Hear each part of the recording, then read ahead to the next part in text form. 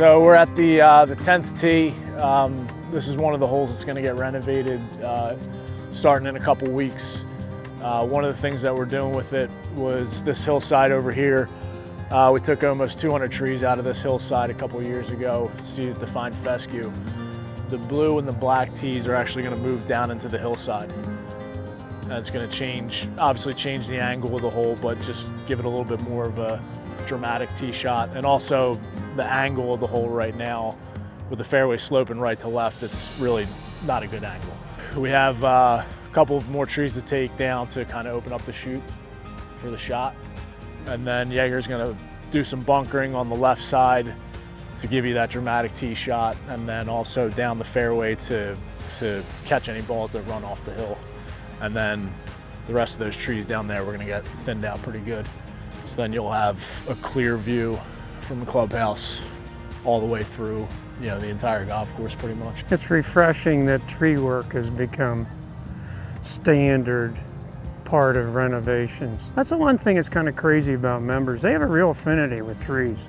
But, you know, more trees have ruined great architecture than any other single physical feature on a golf course.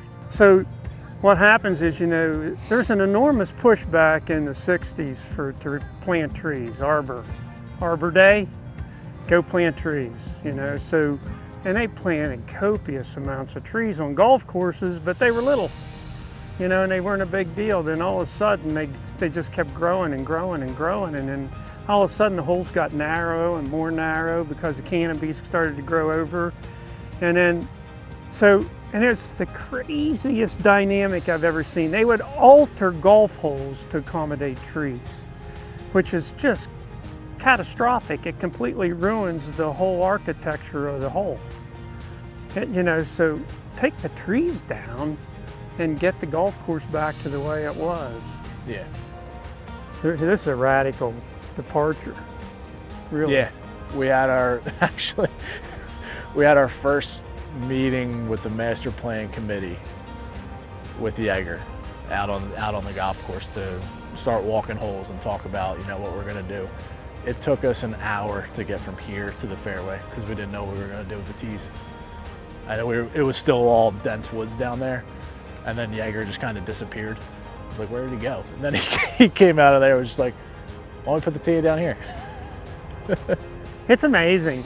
Great architects are just phenomenal. They're so much fun to walk around with because their vision is just magical, really.